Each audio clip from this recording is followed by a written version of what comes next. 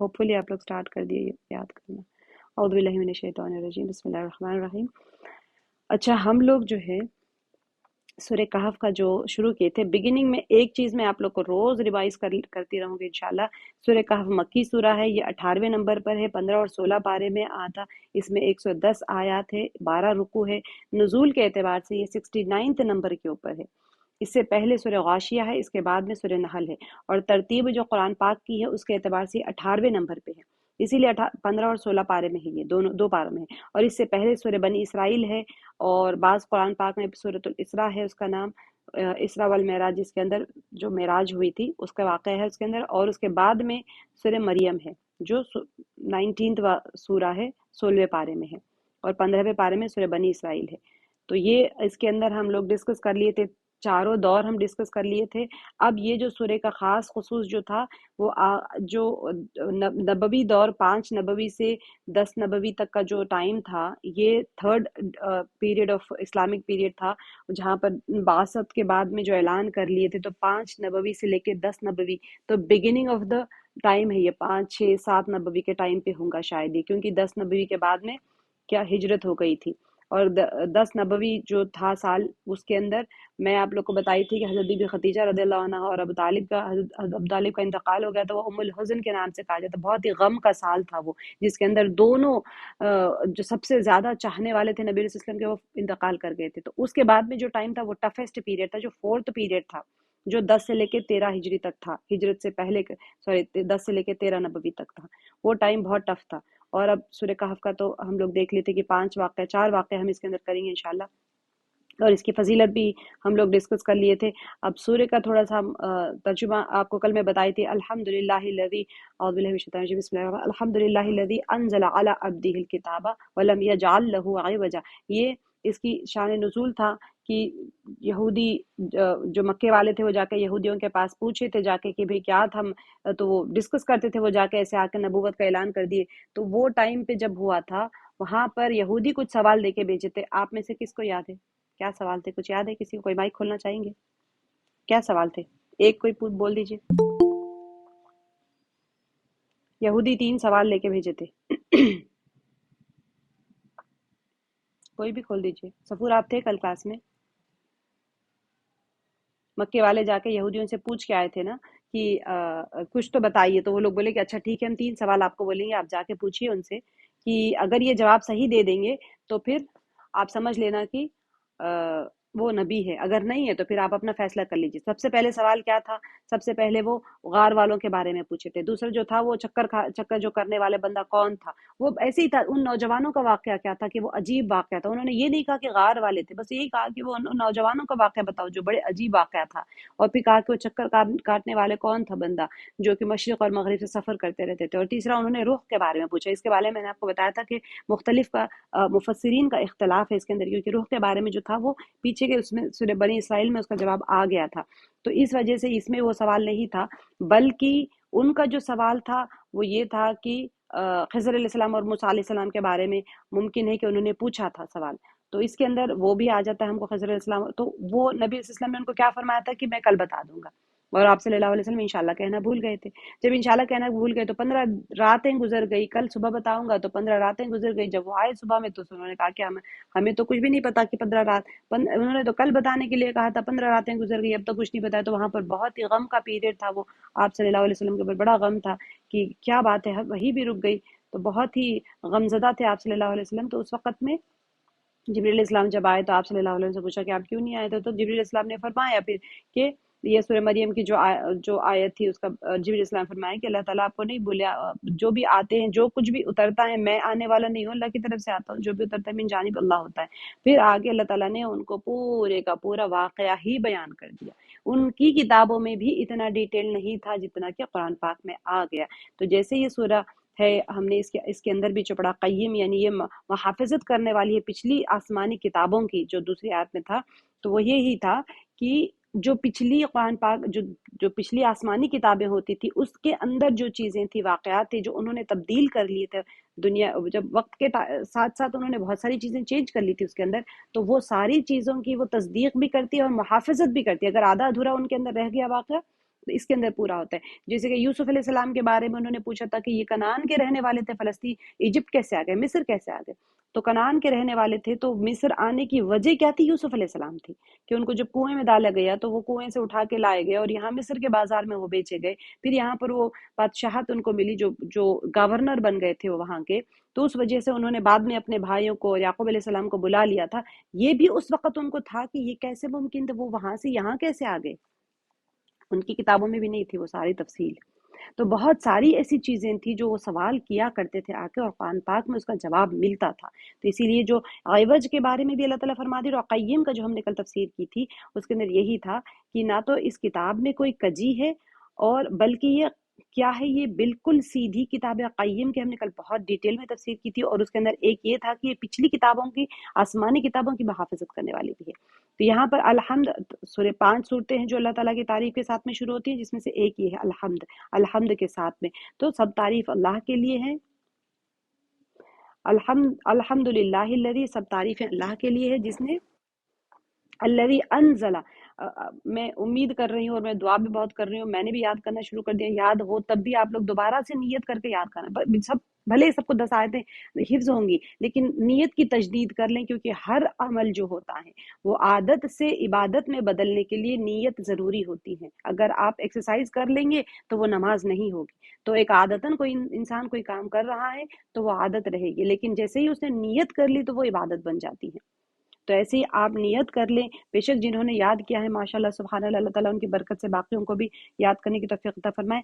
بہت ہی آسان ہو جائے گا. ایک ایک ٹکڑا ٹکڑا کر کے ترجمے کے ساتھ دھیان میں رکھ کے کرے. الحمد، سب تعریف، للہ، اللہ کے لیے، الذی، وہ ذات جس نے، انزلہ، اتارا، نزلہ نون زا اور لام کا ہم نے کیا اونچی جگہ سے نیچے اترنا، یہ ہم بار بار پڑھیں گے، بہت جگہوں پر آئے گا، بلکہ سورہ واقعہ میں بھی آ چکا، سورہ یاسین میں بھی آ چکا یہ ورڈ، اور بار بار آئے گا، آپ کو بالکل یاد ہو جائے گا یہ ورڈ. تو یہ جس نے اتارا، علا پر، یہ علا بھی بہت بار آتا ہے قرآن پاک میں، للہ بھی بہت بار آئے گا آپ کو.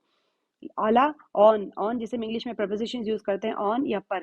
عبدی ہی، اپنے بندے پر، الکتابہ، کتاب کو، ولم، اور نہیں، یجعل، بنایا، جعل کا بھی ہم نے کیا تھا، بنانے کے معنی میں آتے ہیں، نہیں بنایا، لہو، اس کے لیے، غی وجہ، کوئی ٹیڑھا پن. اس کے لیے سے کیا مراد ہے؟ یہ ہو جو آتا ہے نا، اس کے، کس کے، سمجھنے کی بات ہوتی ہے. جب ضمائر آتے ہیں، پروناؤنز آتے ہیں قرآن پاک میں، بہت جگہوں پر ضمائر استعمال ہوتے ہیں. ضمیر کہتے ہیں پروناؤن کو. ناؤن کی یعنی کسی نام کی جگہ پر، کسی چیز کی جگہ پر کوئی لفظ استعمال ہوتا ہے تو اس کو ضمیر کہتے ہیں. لہو کے اندر اس کے لیے کر دیا ترجمہ، اس کے لیے، کس کے لیے؟ تو یہ لہو کی جو ضمیر ہوتی ہے نا، اس کا مطلب ہے کتاب.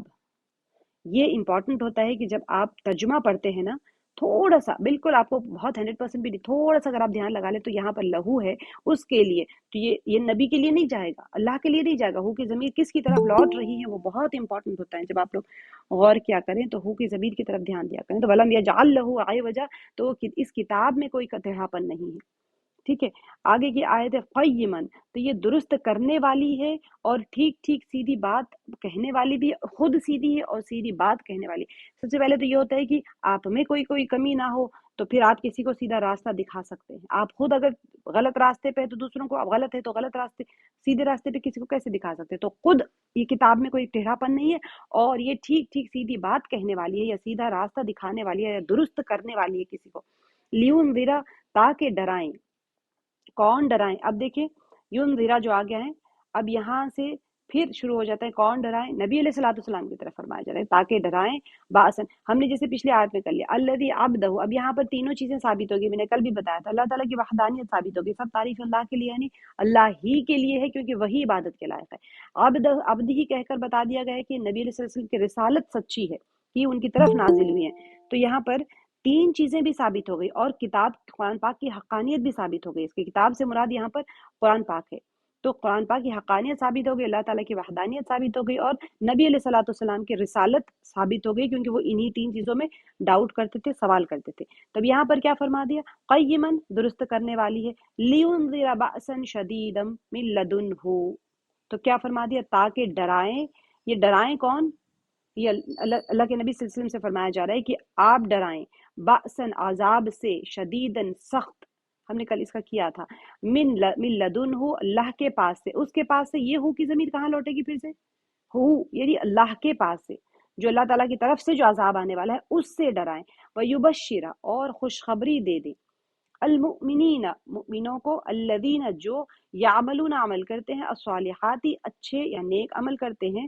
اب دیکھیں کتنی اہم بات آ گئی ہے یہاں پر، اب خوشخبری دے دے مؤمنوں کو، مسلمین نہیں آئے یہاں پر، جو کلمہ پڑھ کے اسلام میں داخل ہو جاتا ہے وہ مسلم ہوتا ہے، ایمان کے تقاضے ہوتے ہیں، ٹھیک ہے، ایمان کے تقاضے پورے کرنے کے بعد میں وہ بندہ مؤمنین کا، مؤمنوں کی کیٹیگری میں آ جائے گا۔ مسلمون کی کیٹیگری الگ ہوتی ہے، مؤمنون کی کیٹیگری الگ ہوتی ہے، محسنین کی کیٹیگری ہوتی ہے الگ، 3 درجے ہوتے ہیں۔ حدیث جبریل ہے انشاءاللہ جہاں کہیں آئے گی میں آپ کو ضرور بتاؤں گی، 3 درجے ہوتے ہیں ایمان کے، سب سے پہلے اسلام، پھر ایمان، پھر احسان، ٹھیک ہے، یہ 3 درجے ہوتے ہیں۔ اس کی بہت وضاحت سے حدیث جبریل علیہ السلام تشریف لاتے ہیں، بہت اچھی حدیث مبارکہ ہے، انشاءاللہ ہم کریں گے کبھی۔ تو اب یہاں پر ان مؤمنین کو، تو یہ جو مؤمن بندے ہیں وہ ایمان کے تقاضا پورے کرنے والے بندے ہیں، الذین جو یعملون الصالحات، صرف مسلمان ہونے سے کلمہ پڑھنا یہاں پر مراد نہیں ہے، مؤمنین وہ لوگ ہیں جو کہ کیا کرتے ہیں، یعملون الصالحات، یعنی عمل صالح بھی شرط ہو گئی ہے ایمان کے ساتھ میں، ان کے لیے خوشخبری ہے۔ اس سورے میں جو بتایا جا رہا ہے، اس آیت میں جو بتایا جا رہا ہے، وہ یبشر المؤمنین الذین، وہ لوگ جو، جب کبھی اللہ تعالیٰ کوئی چیز کو مجہول نہیں چھوڑتے، مؤمنین آپ پوچھیں گے تو ہم مسلمان ہیں، مؤمن میں اور مسلمان مسلم میں کیا فرق ہو گیا؟ تو اللہ تعالیٰ یہاں بہت ساری چیزیں آتی ہیں، لیکن یہاں پر جو بتایا جا رہا ہے، مؤمنین الذین یؤمنون، سوری یعملون، عمل کرتا ہے، صالحات اچھے، ان لہم ان کے لیے اجرن حسنا، اجر اور حسن ہم نے کل کر لیا تھا، اجرن حسنا سے کیا مراد ہے کہ جنت مراد ہوتی ہے وہاں پر، اور اللہ تعالیٰ کا دیدار مراد ہوتا ہے، اللہ تعالیٰ کی خوشنودی بھی مراد ہوتی ہے۔ ماکثین فیہ ابدا، رہنے والے ہیں اس میں ہمیشہ ہمیشہ۔ ماکثین کا ہم نے کر لیا تھا کل، مکثا کہتے ہیں ایک فیلنگ کو، جو انسان کے اندر کسی چیز کے انتظار میں رہنے کو مکثا کہتے ہیں۔ کتنی پیاری چیز اللہ تعالیٰ نے بتایا کہ ہمیشہ ہمیشہ رہیں گے اس میں، اور کیسے رہیں گے؟ رہنے والے ہیں اس میں ہمیشہ ہمیشہ، لیکن رہیں گے کیسے؟ کتنی اہم چیز ہے نا، وہ کیسے رہیں گے اس کے اندر؟ وہ رہیں گے اس فیلنگ، وہ کیوریوسٹی ان کی کل نہیں ہوگی، کل میں نے اس کو بہت ہی ڈیٹیل سے کہا تو میں آج اس کو نہیں جاؤں گی ڈیٹیل، ہمیں آگے جانا ہے آج، لیکن وہ جو ایک کسی چیز کے انتظار میں انسان جب ٹھہرا رہتا ہے نا، اصل تو مکثا کے معنی ہی وہ ہے، تو کسی چیز کے انتظار میں جب کوئی ٹھہرا رہتا ہے اس کے اندر ایک کیوریوسٹی رہتی ہے، انتھوزیازم رہتا ہے اس کو کہ جیسے میں نے کل ایک چھوٹے سے ایگزام میں کیوں آپ لوگوں کو یہ چیز کہہ رہی ہوں، کیونکہ جنت کو اللہ تعالیٰ نے اتنے پیارے انداز میں ڈسکرائب کیا ہے، اتنے پیارے انداز میں بیان کیا ہے کہ وہاں پر رہیں گے تو بور نہیں ہوں گے۔ تو بور کب ہوتا ہے انسان؟ جب ایک چیز کو، جیسے میں نے کل اگزامپل دیا تھا آپ کو، ایک گھر آپ کو سمجھے کوئی کسی نے گفٹ دے دیا، بہت ہی عالیشان محل دے دیا، اب آپ کو ایک کیوریوسٹی رہتی ہے، انتھوزیازم رہتا ہے کہ میں وہاں جاؤں گی، کیسا ہوگا گھر، کیسا ہوگا گھر، کیسا ہوگا گھر، آپ کے اندر، چھوٹے بچے میں بھی ہوتا ہے، آپ میں بھی ہوتا ہے، سب میں ہوتا ہے۔ اب آپ کسی طرح 15 دن کے بعد آپ وہاں پہنچ گئے، وہ 15 دن تک آپ اندر اپنی کیوریوسٹی ڈیولپ کر رہے ہیں، وہ جو فیلنگ ہے، وہ جو اندر ڈیولپ ہو رہی ہے فیلنگ، وہ فیلنگ ایسی ہوتی ہے جو کل ہو جاتی ہے انسان میں، دنیا کوئی چیز پہ مل جائے ختم ہو جاتی ہے وہ فیلنگ، وہاں جائیں گے گھر دیکھ، اچھا کیا پیارا محل ہے، اب اس کو ایکسپلور کریں گے، آپ کتنے دن لگیں گے محل کو دیکھنے کے لیے؟ 10 دن، 15 دن، مہینہ بھر، 2 مہینہ، 6 مہینے، اس کے بعد میں ختم، سب چیزیں دیکھ لیا آپ نے۔ اب کیا پہلی والی فیلنگ رہی آپ کے اندر؟ نہیں رہی، وہ ختم ہو گئی فیلنگ۔ لیکن جنت میں ایسے نہیں ہوگا، جنت میں وہ فیلنگ ہمیشہ رہے گی، اس فیلنگ کے ساتھ بندہ جنت میں ہمیشہ ہمیشہ رہے گا۔ سبحان اللہ، یہ اللہ تعالیٰ ہمیں بتا رہے ہیں کہ وہاں رہنا ہے تو ایسے نہیں ہے کہ تم رہو گے تو آج پھل کھا لیے، کل ہر روز وہ پھل کے اندر سے مزہ تبدیل ہوگا، ہر روز اس کا حیت تبدیل ہو جائے گی، ہر روز آپ پلنگ پہ بیٹھے ہیں، تختوں پہ بیٹھے ہیں، جو مثال بیان کی گئی وہ تختے ہمیشہ ویسے نہیں رہے گا، آپ جیسے چاہو کہ ہر روز بدل جائے گا، جیسے آپ چاہو مجلسوں کے پوزیشنز بدل جائیں گے، جہاں آپ چاہو بیٹھو، جھرنے گر رہے ہیں اوپر سے، جیسے چاہو آپ ویسے ہو جائے گا، اب جہاں چاہو دودھ کی ندیاں لے جا سکتے ہیں، شراب کی ندیاں، آپ جدھر جدھر چلیں گے آپ کے ساتھ چلیں گی، اور ایسی ایسی چیزیں، جیسے جنت کو میں نے بتایا تھا جیم نون نون، وہ نعمتیں جو انسان کی نظروں سے، اس کی عقلوں سے چھپی ہوئی ہے، پوشیدہ ہے، تو سبحان اللہ ایسی جنت ہے جس کی طرف اللہ تعالیٰ فرما رہے ہیں کہ یہ کس کو خوشخبری دینا ہے؟ یؤمنون، وہ ان مؤمنوں کو جو کیا کر رہے ہیں، اس کے ساتھ اللہ تعالیٰ نے شرط بھی لگا دی ہے نا، وہاں پر اس کا بتا دیا، مؤمنین الذین یعملون الصالحات، کہ وہ کیا کرتے ہیں، وہ ایسے ایمان والوں کو جو نیک عمل کرتے ہیں، تو نیک عمل کرنا بھی اس کے ساتھ ٹیگ لائن لگ گئی نا، کہ آپ اس گھر میں جا سکتے ہیں آپ، لیکن آپ یونیفارم میں ہو. اگر آپ کہہ دیں آپ نے فلاں چیز پہنی ہو، بھئی ہر کوئی جائے وہاں پر لیکن وہ یونیفارم پہنا ہوا ہو، اب آپ کیا کریں گے کہ جانا کا تو پرمیشن تو مل گیا، جاؤ بھی سب جاؤ سب جاؤ، لیکن کہہ دیں یہاں پر تو اللہ تعالیٰ نے ویسے نہیں کہا، لیکن نہیں، لیکن پھر بھی یہاں پر مؤمنین کی ڈیفینیشن اللہ تعالیٰ نے بتا دی. تو اجرن ان کے لیے اجر ہے، بہت اچھا اجر ہے. کیا اجر ہے ان کے لیے؟ جنت ہے وہاں پر.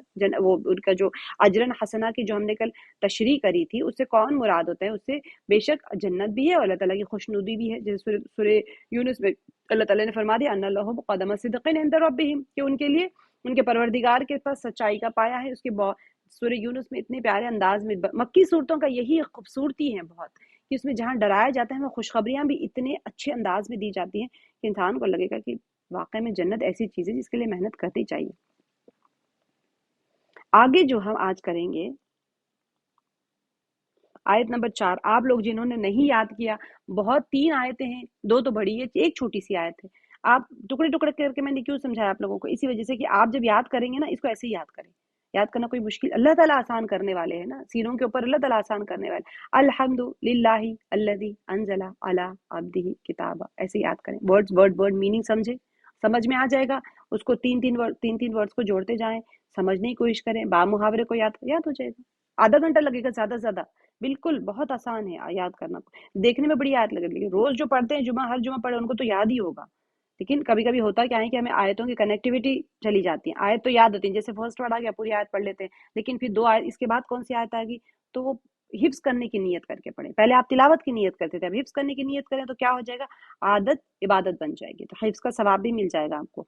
آج کی آیت ہم کر لیتے ہیں کہ ہم جو پیچھے کر کے آئے تھے کہ نزول کا ذکر ہوا پچھلی آیتوں میں، اور اللہ تعالیٰ نے اپنے کامل ترین بندے پر ایک عظیم جو کتاب ہے یعنی قرآن پاک ہے وہ نازل فرمائی. یہ اللہ تعالیٰ نے پچھلی 3 آیتوں میں بیان کر دی کہ جس میں کسی قسم کی غلطی نہیں ہے.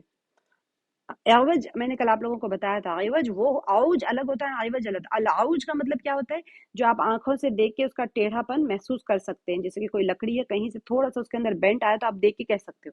لیکن عوج کہا اللہ تعالیٰ نے جو بصارت سے اور انسان بصیرت سے اور اس کی عقل سے پہچان سکتا ہے وہ چیز کے بہت ایک دم فائن گراؤنڈ ہے، اس پہ کہیں تیرا غور و فکر کرنے کے بعد نہیں پتہ چلتا ہے. تو اللہ تعالیٰ نے فرما دیا کہ تم کتنا بھی غور و فکر کر لو، یہ نہیں کہ تم آنکھوں سے دیکھ سکتے بلکہ تم کتنا غور و فکر کر لو تب بھی تمہیں اس کتاب میں کوئی کجی نظر نہیں آئے گی، کوئی ٹیڑھ پن نظر نہیں آئے گا، کوئی کمی نہیں نظر آئے گی، کوئی اختلاف نہیں. ہر دور کے ہر زمانے کے ہر بندے کے لیے آسان ہے، ہر کوئی سمجھ سکتا ہے. تو یہ کتاب اچھا دوسری چیز جو اللہ تعالیٰ نے قیم کا ہم نے پڑھ لیا تھا کہ اہم چیز کیا ہے، یہ پچھلی کتابیں جو ہیں آسمانی کتابیں ان کتابوں کو وہ اللہ تعالیٰ فرما رہے ہیں کہ ان بندوں کے جو مصلحتوں کی جو اس کے اندر جو کتاب اس کی تصدیق کرنے والی ان کے جو اس کے اندر جو کمیاں تھی وہ یہاں پر مکمل ہو جائے گی. انہوں نے جو تحریف کر لی ان کے اندر وہ ساروں کو کر لی. ٹھیک اس کے اندر بیان ہو رہا ہے جیسے کہ اب واقعات آئیں گے اور جو مصلحتیں ہیں ان کی اس کی محافظت اور نگران بھی ہے. اور نزول کتاب کا مقصد کیا ہے اللہ تعالیٰ نے فرما دیا کہ ہم نے 2 مقاصد پیچھے پڑھ لیے تھے کہ اللہ نے بیان فرماتا کہ اللہ کا بندے جو اللہ کے بندے نبی علیہ الصلوۃ والسلام اللہ کی طرف سے آنے والی سخت گرفت سے لوگوں کو آگاہ کرے. پہلی آیت دوسری آیت میں ہی دجال آئے گا، دجال کے سامنے کوئی بندہ سجدہ کرنے جائے گا تو وہ گرفت کو یاد کر لے جو اللہ تعالیٰ نے فرمایا کہ نبی کو بھیجا اسی لیے کہ عذاب سے ڈرائیں. تو پہلا مقصد ہی یہ تھا کہ لوگوں کو ڈرایا جائے اور پھر خوشخبری دے اعمال صالحہ انجام دینے والے لوگوں کے لیے جو اچھا اجر ہے، جو ہمیشہ اس کیا ہے اچھا اجر؟ جنت ہے جس میں وہ ہمیشہ رہیں گے. آج جو ہماری آیت ہے وَيُنذِرَ وَيُنذِرَ الَّذِينَ، اور تاکہ وہ ڈرائیں یعنی نبی علیہ الصلوۃ والسلام ڈرائے الذین ان لوگوں کو قالوا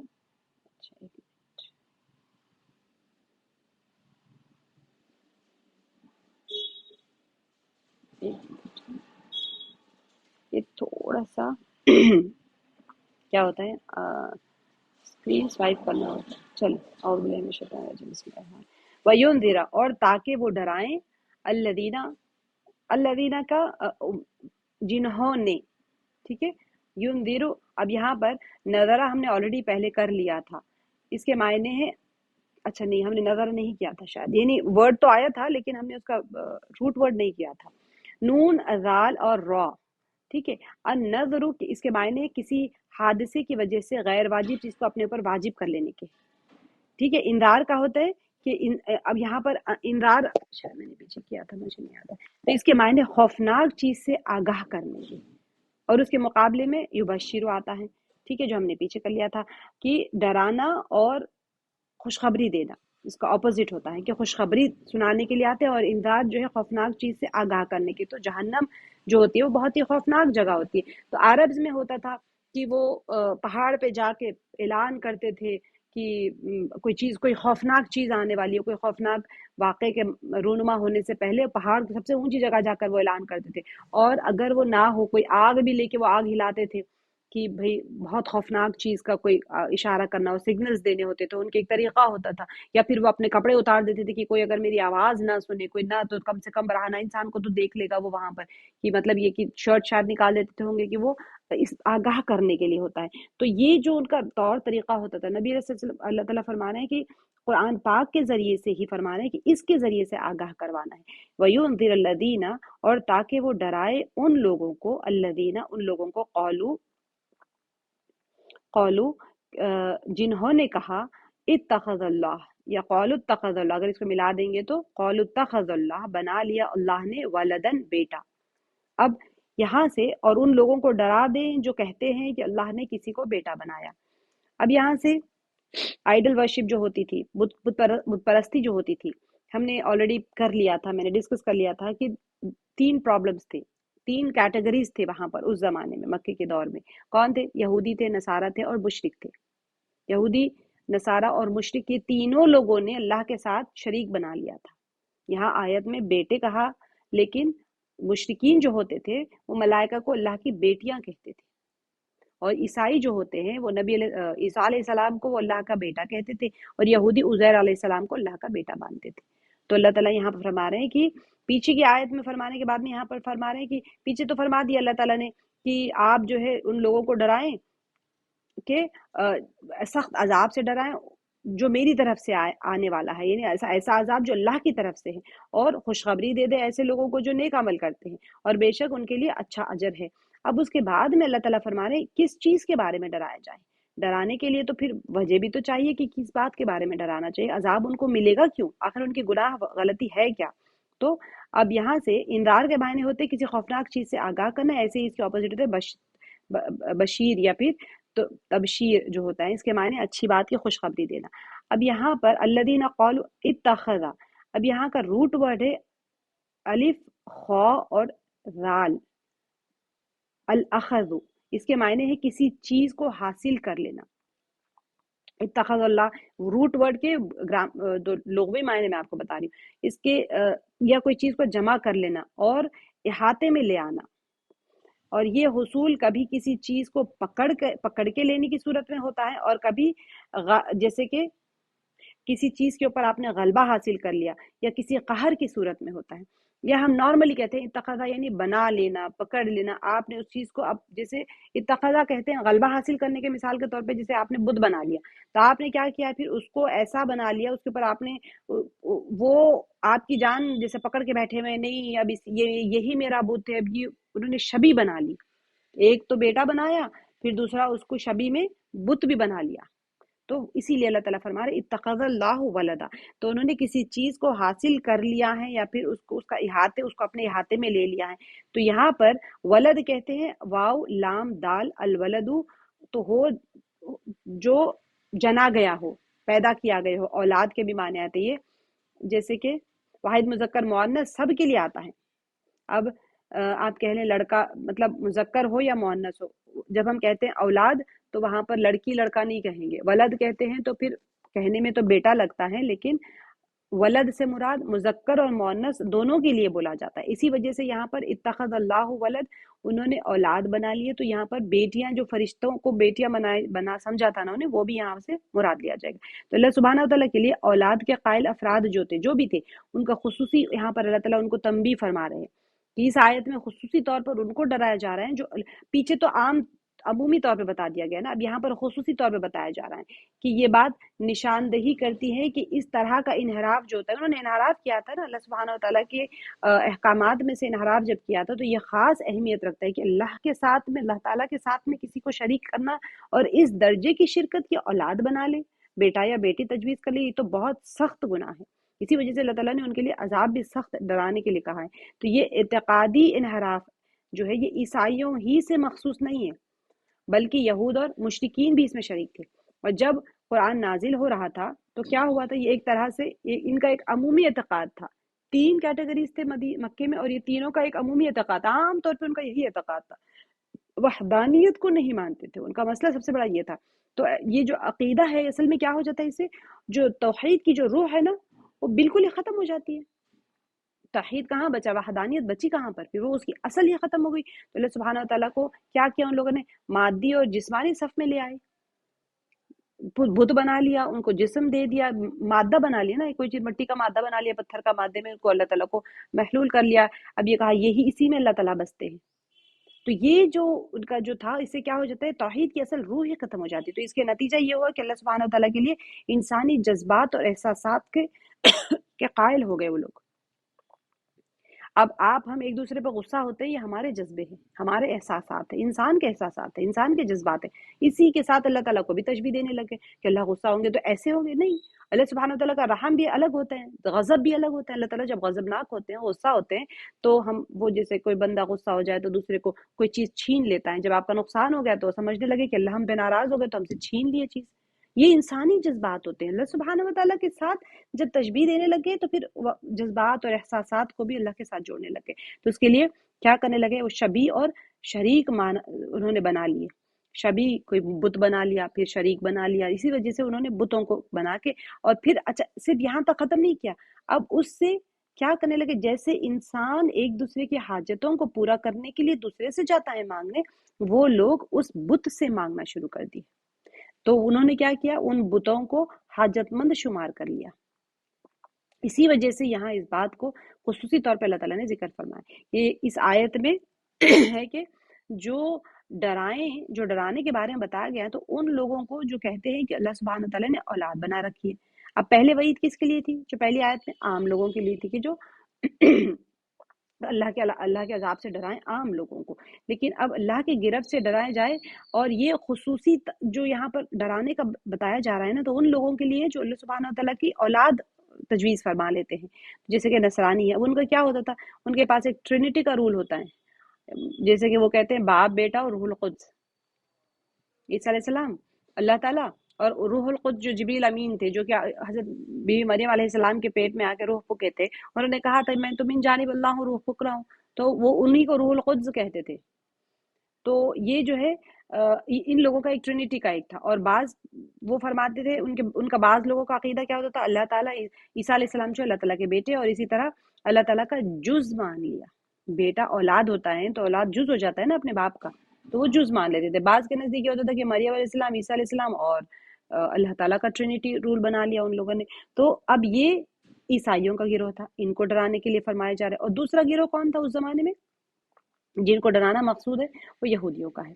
تو انہوں نے کیا کیا تھا، خدا کا بیٹا تجویز کر لیا تھا، جیسے وقالت الیہود عزیر ابن اللہ، انہوں نے کیا کہا تھا، سورہ توبہ کی جو آیت نمبر 30 ہے، کہ انہوں نے یہودیوں نے کہا کہ عزیر اللہ سبحانہ وتعالیٰ کے بیٹے ہیں۔ اب کیا ہوا، اس طرح سے وہ بھی عقیدہ ابنیت میں ملوث ہو گئے، بیٹا، اور ہم نے کہا ولد سے بیٹا اور بیٹی دونوں مراد ہے، لیکن یہاں پر ان کا جو مسئلہ تھا یہودیوں کا، انہوں نے عزیر علیہ السلام کو اللہ تعالیٰ کا بیٹا مان کے وہ بھی عقیدہ ابنیت میں آ گئے۔ اب یہودی جو تھے وہ ان کے جو سب یہ عقیدے کے قائل نہیں ہیں، لیکن عزیری فرقہ ان کے اندر ایک ہے جو آپ کو، یعنی عزیر علیہ السلام کو اللہ کا بیٹا مانتے تھے۔ حضرت عزیر علیہ السلام بابل میں قید کر دیے گئے تھے، واقعہ بہت لمبا ہے، میں آپ کو چھوٹا سا بتا رہی ہوں۔ عزیر علیہ السلام جو ہے بابل میں قید کر لیے گئے تھے، تو جب کافی عرصے کے بعد میں جب عزیر علیہ السلام باہر آئے، عزیر علیہ السلام وقت کے نبی تھے، باہر آئے تو کیا ہوا تھا، تورات بالکل معدوم ہو چکی تھی وہاں پر، مطلب تھی ہی نہیں لوگوں میں، ختم ہی ہو گئی، غائب ہی ہو گئی۔ تو اب انہوں نے کیا کیا، تورات حرفن لوگوں کے سامنے پیش کر دی، کیونکہ وہ اللہ کے نبی ہے۔ اللہ کے نبی تو حجت اللہ ہوتے ہیں زمین کے اوپر، جتنی زمین ہوتی ہے اس کے اوپر اللہ کا نبی ہی تو حجت ہوتا ہے نا۔ تو وہ انہوں نے پیش کر دی ساری کی ساری جب تورات، تو وہ لوگ پریشان ہو گئے، ان لوگوں نے کہا کہ اب یہ کام تو اللہ کا بیٹا ہی کر سکتا ہے، اس لیے انہوں نے یہ عقیدہ بنا لیا کہ یہ عزیر علیہ السلام جو اللہ کے بیٹے ہیں۔ سوچنے والی بات ہے نا کہ اللہ کے نبی ہے، نبی من جانب اللہ ہوتے ہیں، وہ کر سکتے ہیں، لیکن وہ نہیں مانے اس بات کو، انہوں نے فوراً سے بیٹا تجویز کر لیا۔ تو اس طرح سے اللہ سبحانہ و تعالیٰ اس آیت میں وَيُنذِرَ الَّذِينَ قَالُوا تو ڈرائیں آپ، تاکہ وہ ڈرائیں ان لوگوں کو، تاکہ وہ ڈرائیں کیوں وہ ڈرائیں ان لوگوں کو تاکہ کیا ہے، جنہوں نے کہا یا پھر جنہوں نے بنا رکھا ہے اللہ تعالیٰ کی اولاد۔ اب آگے کی جو آیت ہے ما لہم بہ من علم، نہیں ان کے لیے اس کا کوئی علم، ولا لآبائہم، اور نہ ان کے آبا و اجداد کے لیے، ولا لآبائہم، اور نہ ان کے آبا و اجداد۔ ترجمے کے طور پہ آبا و اجداد کے لیے بول کے ہم کریں گے، لیکن لفظی با محاورہ میں ترجمہ ایسے نہیں آئے گا۔ با محاورہ میں آئے گا اس بات کا نہ انہیں کوئی علم ہے اور نہ ان کے باپ دادا کو تھا۔ لیکن یہاں پہ جب ہم کرتے ہیں تو ترجمہ لہم آیا ہے نا، ان کے لیے، لفظی ترجمہ ایسے ہی آتا ہے گرامیٹیکلی اگر آپ کہیں گے تو۔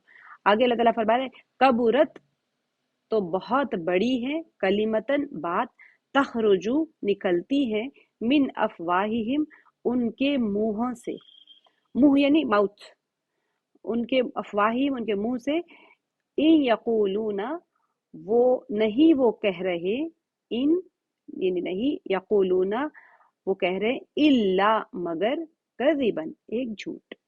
تو اللہ تعالیٰ فرما رہے ہیں کہ اس بات کا نہ انہیں کوئی علم ہے اور نہ ان کے باپ دادا۔ کون سی بات؟ پچھلی آیت میں کیا بات تھی؟ اللہ بیٹے رکھتے ہیں، ٹھیک ہے۔ اب وہ جو کہہ رہے ہیں اللہ تعالیٰ فرما رہے ہیں کہ ان کو تو اس کا علم نہیں ہے، نہ ان کے آبا۔ اچھا میں نے ایک اور اس کے اندر وہ رہ گیا تھا کہ جو وہ بیٹیاں مانتے تھے مشرکین مکے والے، جو جتنے بت رکھے تھے، لات عزا وہ سارے جو رکھے تھے، تو ان لوگوں نے کیا کیا تھا، فیمینائن جینڈر لے لیا تھا۔ اللہ کے اسماء حسنہ جو تھے اس کا فیمینائن جینڈر لے لیا انہوں نے، اللہ کا اللات، ایسے انہوں نے ان کے پورے جو نام ہوتے تھے نا وہ سارے اللہ تعالیٰ کے اسماء حسنہ کے فیمینائن جینڈر کو اگر آپ کر لیں تو جیسے فیمینائن مؤنث اگر لے لیں گے نا تو اس کا وہی معنی ہو جاتا تھا۔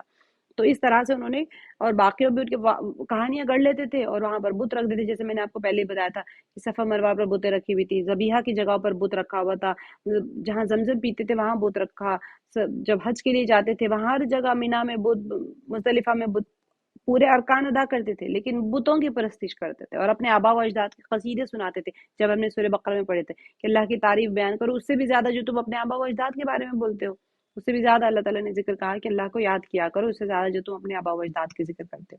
تو یہاں پر اللہ سبحانہ و تعالیٰ فرما رہے ہیں، اسی وجہ سے فرما رہے ہیں کہ اس بات کا انہیں کوئی علم نہیں ہے، نہ ان کے باپ دادوں کو، کبرت کلمتن، کہ وہ بہت بڑی بات نکلتی ہے، یہ بڑی بات ہے جو ان کے منہ سے نکلتی ہے، وہ محض جھوٹ بکتے ہیں، یقولون الا کذبا۔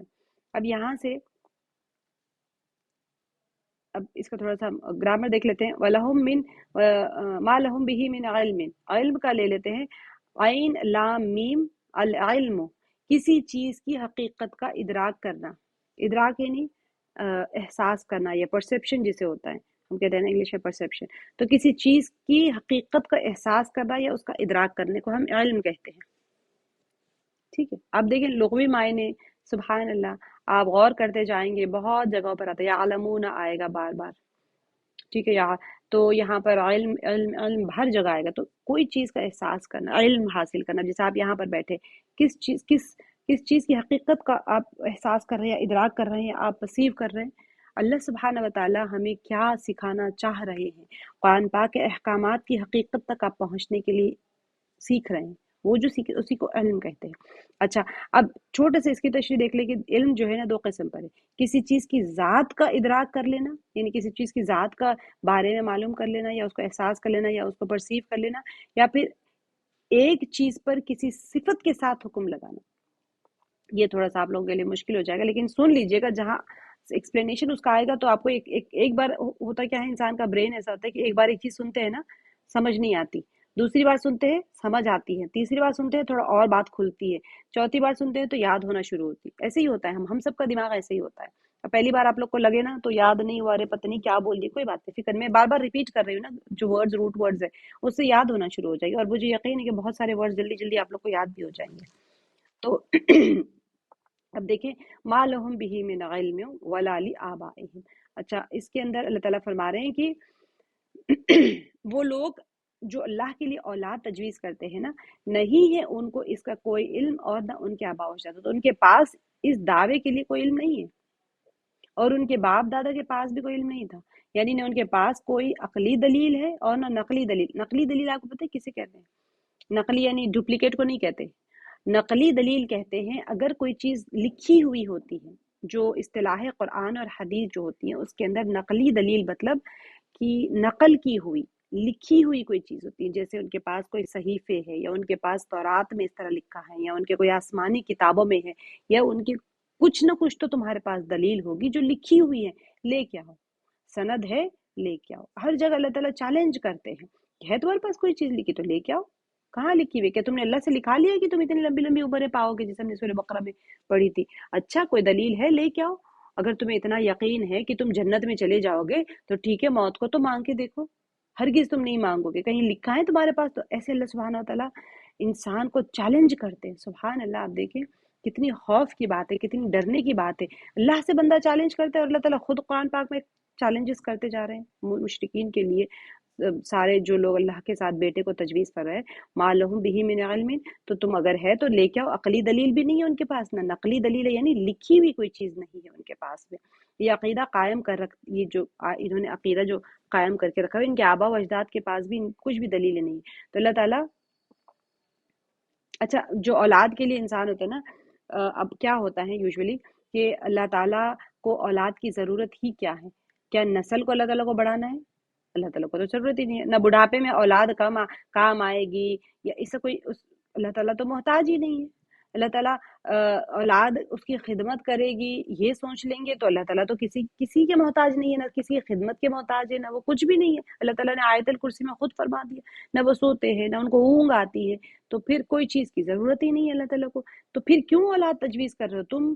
کب کرتا ہے انسان؟ جب اللہ تعالیٰ نے انسان اللہ کو اپنی شبیہ میں اتارنا چاہتا ہے، اپنی سوچ کی کھانچے میں اتارنا چاہتا ہے، تو وہ سوچتا ہے جیسے میں سوچتا ہوں وہی اللہ سوچتے ہے، جیسے میری ضرورت ہے ویسے اللہ کی ضرورت ہے، جیسے میرا احساس ہے، میرا غصہ ہے، میرا غضب ہے، میری خوشی ہے، ویسے ہی اللہ کی۔ اسی لیے انسان کہتے ہیں اللہ، جو لوگ کہتے ہیں نا کہ ہم آج نعمت میں ہیں تو اللہ ہم سے راضی ہے، اور کوئی بندہ پریشان ہے تو کہتے ہیں اللہ تمہارے سے ناراض ہے، اسی لیے تو تمہارے پر سختیاں بھیج رہے ہیں۔ ہم اپنی سوچ کے حساب سے اپنی شبیہ میں اللہ سبحانہ وتعالیٰ کی ذات کو ڈھالنا چاہتے ہیں، حالانکہ ایسا نہیں ہے۔ اللہ سبحانہ وتعالیٰ اگر ناراض ہو جائے کسی سے تو کہ سانس روک نہ لے، جو ہم سانس لے رہے ہیں فری آف کاسٹ آکسیجن، جب کورونا کے ٹائم پہ خریدنا پڑ رہا تھا نا، 1,000 کا سلنڈر 3 دن میں ختم ہو جاتا تھا، ہم تو سالوں سے کتنے سانسیں لے رہے ہیں، کیا ہم نے کبھی خریدی ہے؟ اور جو پانی ہم پی رہے ہیں، چلے آپ پانی خرید کے پی لیں، جسم کے اندر جانے کے بعد میں جو فنکشنز ہو رہے ہیں اس کو اللہ تعالیٰ جب ناراض ہو جائیں تو اصل نعمت ہے تو یہ ہے جس کو اللہ روک دے چاہے تو۔ کافر کیوں دے رہے ہیں اللہ تعالیٰ کھانا پانی، اس کا جسم کا پورا نظام چل رہا ہے، اللہ تو اس سے ناراض ہونا چاہیے نا۔ تو یہ دنیا میں اللہ کی جو ناراضگی ہے یا جو اللہ کا جو اطاعت ہے، یا وہ سارا یہاں نہیں پتہ چلنے کا۔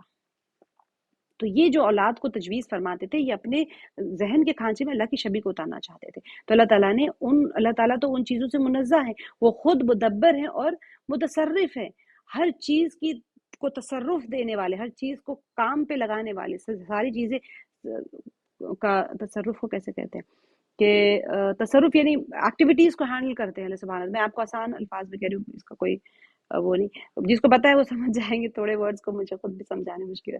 مدبر کہتے ہیں اللہ سبحانہ وتعالیٰ تدبیر فرمانے والے، تصریف فرمانے والے، ساری چیزوں کا تصرف اللہ تعالیٰ ہی کر رہے ہیں۔ اب جیسے بارش کا نظام ہے، اور سورج چاند ستاروں کا نظام ہے، ڈے اینڈ نائٹ ہے، سارے نظام اللہ کے ہاتھ میں، اللہ تعالیٰ اس کو تصرف فرما رہے ہیں۔ تو جو پچھلی سورہ کی آخری جو آیات میں گزر چکا ہے کہ سب تعریفیں اللہ تعالیٰ کے لیے ہے جس نے کوئی اولاد نہیں بنائی اور اس کی بادشاہی میں اس کا کوئی شریک نہیں۔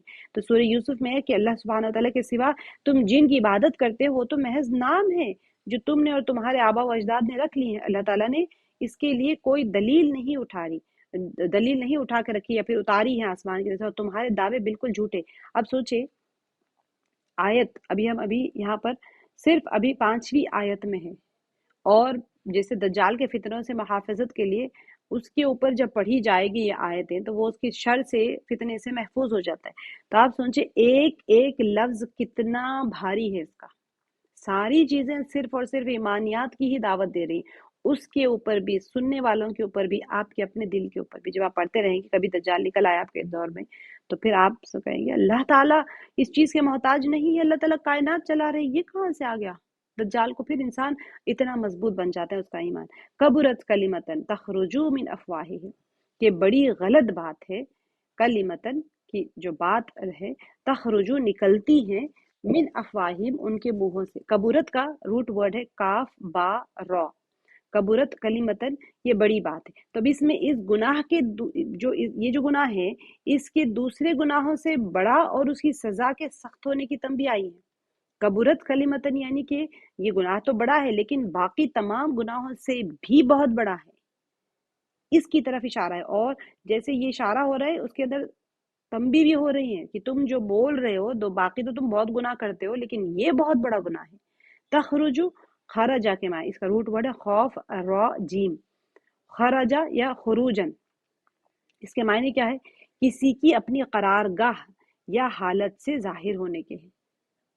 जैसे खुरूज, अब जैसे मैं कह रही हूँ कि दज्जाल का खुरूज होगा, वो कहीं पर उसकी करारगाह है अभी, ठीक है, वो कहीं जंजीरों में जकड़ा हुआ है, वो है अभी, ऐसे नहीं कि वो पैदा होगा, उसको बेड़ियों में बंद किया गया है। सहाबा ने देखा था उसे दज्जाल को, किसी वो लोग गए थे कोई जजीरे के ऊपर, वो बंद था बेड़ियों में, तो वो खारिज होगा अपने करारगाह से जहां पर है वो। अब बात जो कलीमा होता है उसका खुरूज कहाँ से होता है? मुंह से होता है ना, उसकी करारगाह जो है मुंह के अंदर। खैर डेफिनेटली वर्ड्स और हमारी बातें यहाँ कहीं स्टोर नहीं होती हैं, लेकिन निकलने की जो जगह होती है वो तो मुंह होता है। तो खरजा इसके मायने किसी के अपने करारगाह या हालत से जाहिर होने के, ठीक है। अब चाहे तो करारगाह मकान है, चाहे तो कोई शहर है, या कोई कपड़ा है, या कोई हालत नफसानी है, जो कुछ भी होता है, ठीक है, जो असबाब खारिजिया की बिना पर हो, उसे लाहिक हुए हो। जैसे कि असबाब खारिजिया के होते हैं, मुंह दिमाग से निकलने को नहीं कहेंगे, ठीक है। तो असबाब ज़ाहिरिया जो होते हैं, खारिज में जो होते हैं, मतलब आपको नजर आने वाली जो चीजें हैं, तो उसके लिए तो अल्लाह सुब्हानहू व तआला यहाँ पर करे कि कबूरत कलिमतन तखरुजु मिन अफवाहिम। अफवाहिम का मतलब क्या होता है? मुंह, मुंह की प्लूरल है वो, ठीक है। अफवाह जो है फम, फा वाउ हा इसके रूट वर्ड्स है, ठीक है। और फमुन जो होता है, ये अफवाहुन की जमा है, तो फमुन की जमा अफवाहुन है, तो मुंह की तरफ इशारा, इसका इशारा है। लेकिन क्या होता है, जहाँ कुरान में जहाँ फमुन आया है ना, वहां पर झूठ यानी दरोग गोई जो कहते हैं, दरोग गोई, जिसे हम कहते हैं ना, क्या कहते हैं, गोयाई बात करने को कहते हैं, दरोग गोई झूठ को कहते हैं, ठीक है। इसकी तरफ इशारा, जब कभी जब जहीं जहां कहीं भी फमुन का वर्ड आया ना कुरान पाक में, तो वहां पर झूठ की तरफ इशारा हुआ, यानी झूठ बोलने की तरफ। और इस पर तंबी है कि वो सिर्फ जबान से ऐसा कहते हैं। जब कहा जा रहा है ये वर्ड जहां पर इस्तेमाल होता है ना, वहां पर एक तंबी भी है कि वो सिर्फ जबान से ऐसा कहते हैं, उनके अंदरून उसके खिलाफ है, यानी वो झूठ तो बोल रहे हैं कि हाँ ये बाप है वो, लेकिन उनका दिल जो है इसके खिलाफ है। मतलब उनका दिल को पता है कि अल्लाह की औलाद नहीं है, लेकिन वो जबानों से बोलते जा रहे हैं। तो खुदा की औलाद ठहराने वाली एक बड़ी बात है जो उनके मुंहों से निकलती है। उनके पास महज यानी बातिल दलाइल हैं कि हमारे आबा अजदाद ऐसा ही करते थे। आबा अजदाद उनके करते ही नहीं थे होंगे, वल्लाहु आलम। जब अल्लाह सुब्हानहू व तआला फरमा रहे हैं कि ये तो महज झूठ बोलते हैं, मतलब उनके दिल पता है, उनके दिलों को पता है कि हम जो बोल रहे हैं वो झूठ बोल रहे हैं।